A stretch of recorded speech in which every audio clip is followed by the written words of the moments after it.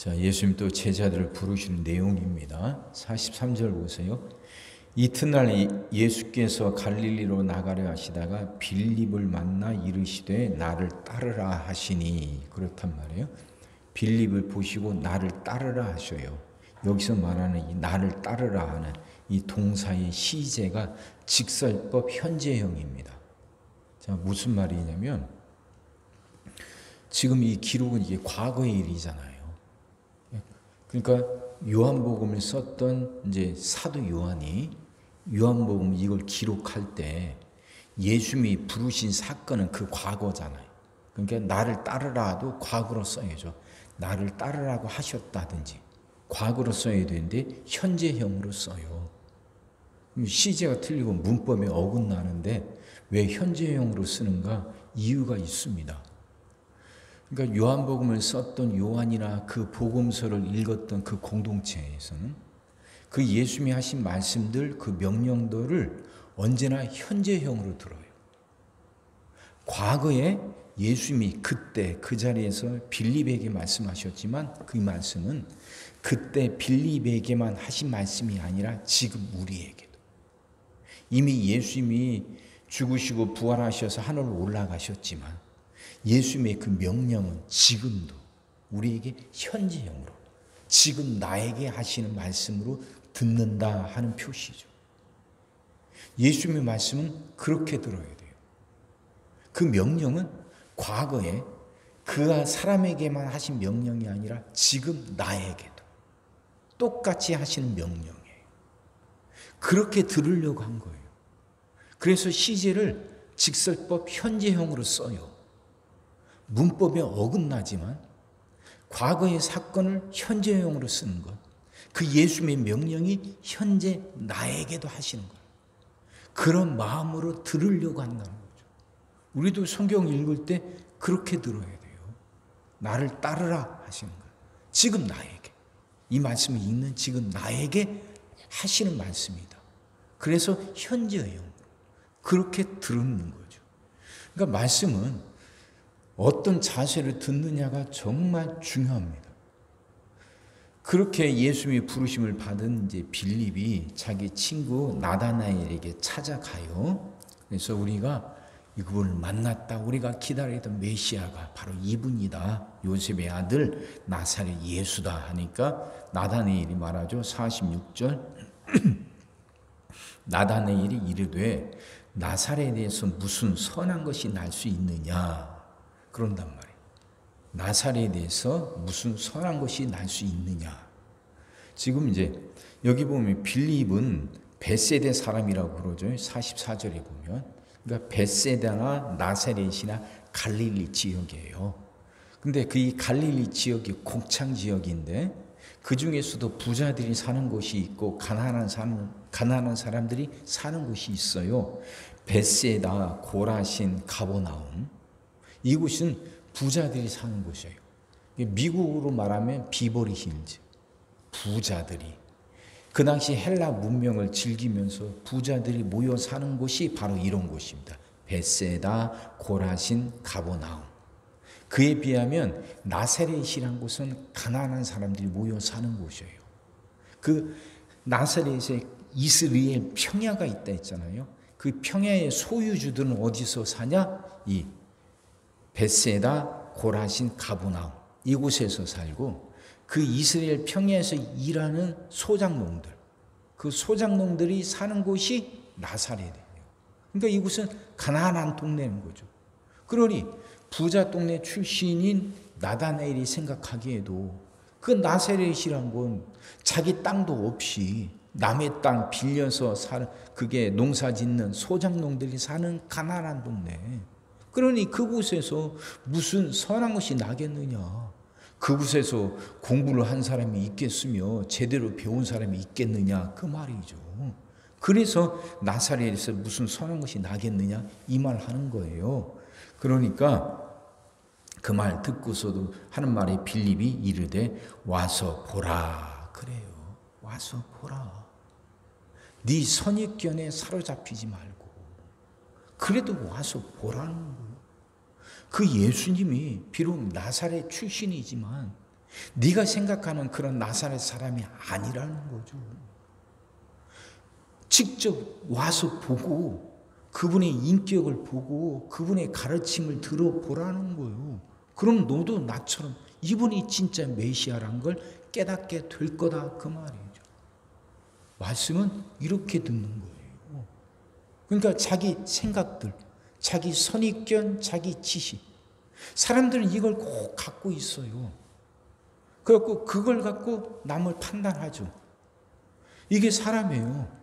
그러니까 우리가 사람들과 만나서 대화하고 사람들 보고 관계 맺을 때 아무 생각 없이 합니까? 내가 여지껏 해왔던 경험들, 내가 가지고 있는 지식들, 내가 여지껏 살아왔던 내 삶들, 그런 것들 토대로 해서 다른 사람들을 판단하잖아요. 이 사람은 괜찮은 사람, 그렇지 않은 사람, 이 사람은 사귀어 볼 만한 사람, 이 사람은 그렇지 않은 사람, 나름대로 그걸 갖고 판단하며 살아요. 그리고 또 우리가 판단하는 그 기준들이 나름대로 맞기도 합니다. 그게 전혀 엉터리라면 그런지도 않죠. 그게 유용하거든요. 그래서 그걸 가치관상, 그걸 가치관이라고 그러죠. 그걸 기준 삼아서 만나요. 근데 이걸 갖고 예수님에게도, 말씀에게도 그대로 적용하거든요. 세상 사람들하고는 살아가면서 유용할지 모르지만 말씀 듣는 데는 그렇지 않아요. 그것들이 방해가 될 때가 많아요. 정말 그 말씀을 온전히 듣지 못하도록 우리를 가로막을 때가 많습니다. 그렇지 않습니까? 말씀 앞에는 열려야 돼요. 이 말씀은 생명이거든요. 그러면 그 생명이 내 안에 들어와서 살아 역사하려면 내가 열려야 돼요. 이게 열리지 못하고 여전히 닫힌 채 자기가 갖고 있는 그 가치관으로 판단해서 이것은 옳고 이건 그르고 이건 받아들일 만하고 이건 거절하고, 그러니 진짜 알맹이를 놓치고 마는 거죠. 나다네일이 그런다. 에게 그 나사렛, 그 가난한 사람들, 못 배운 사람들이 모여 사는 곳, 그곳 출신이 뛰어나면 뭐 얼마나 뛰어나겠어. 이렇게 무시하는데 빌립은 예수님을 직접 만났거든요. 그 선입견, 자기 생각 없이 직접 만나봤거든요. 그랬더니 이분이 진짜예요. 그러니까 너도 네 선입견 버리고 네 가치관 버리고 네 생각, 네 지식, 네 고집 버리고 겸손하게 만나봐라. 다시 말하면 겸손하게 들어봐라는 거죠. 그러면 너도 나처럼 깨닫게 될 것이다. 겸손하게 듣는 거예요. 말씀은 듣는 자세가 정말 중요해요. 그 말씀 속에서 생명을 얻는 사람은 겸손하게 들을 줄 아는 사람이에요. 자신을 내려놓고 자신을 온전히 열어서 이게 생명의 말씀이고 이 안에 살 길이 있다는 마음으로 겸손하게 들을 줄 아는 사람. 계속되는 말씀이고 날마다 듣는 말씀이지만 그런 자세로 듣는 사람이 살아요. 그 생명을 얻게 되고 그 생명을 누리면서 복되게 살아가는 거죠. 이렇게 말씀 들읍시다. 언제나 말씀 앞에 내가 열려 있고 언제나 말씀 앞에 겸손할 수 있도록 하나님 나를 지켜달라고 그렇게 기도하며 살아갑시다. 그게 사는 길이니까. 빌리처럼 와서 보고 언제나 그 말씀은 지금 나한테 해주시는 말씀, 그래서 언제나 현재형이다. 다른 사람에게 하시는 말씀이 아니라 나한테 해주시는 말씀이다 하는 그 마음으로 듣고 또 들어서 그 말씀에 있는 생명력을 마음껏 받아 누리며 살아가는 여러분과 제가 되기를 주의 이름으로 축원합니다. 기도하겠습니다. 사랑의 주님, 말씀이 이제 온전히 깨닫게 하여 주시옵시고 말씀을 바르게 듣게 하여 주옵소서.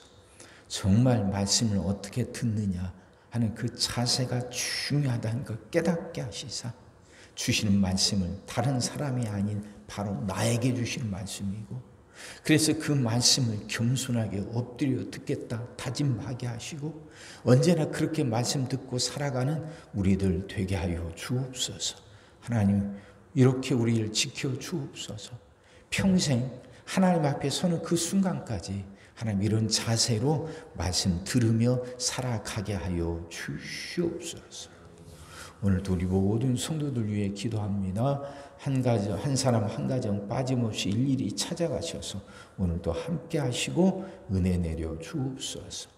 가정들이 다 평안하게 하시고 식구들이 다 건강하게 하시며 생업이 다 형통하게 하시고 문제들이 다 해결받게 하여 주옵소서. 우리 자녀들을 축복하시고 앞길을 열어 주옵소서. 우리 자녀들이 하나님을 사랑하게 하시고 말씀을 지키게 하시며 하나님께 영광 돌리는 일꾼들로 살아가게 하여 주옵소서. 하나님 새날이 오기를 간절히 소망합니다. 성도들은 질병을 이겨내고 물질의 어려움을 극복하고 수많은 문제를 해결하며 살아가는 그 새날을 살게 하시고 교회 안에서는 예배가 살아나 빈자리가 가득 채워지며 언제나 생명의 역사가 일어나는 그 새날이 오게 하여 주시옵소서. 오늘 하루도 모든 성도들 눈동자처럼 지키시고 복된 길로 인도하여 주옵소서. 믿사옵고 예수님의 이름으로 기도하옵나이다. 아멘.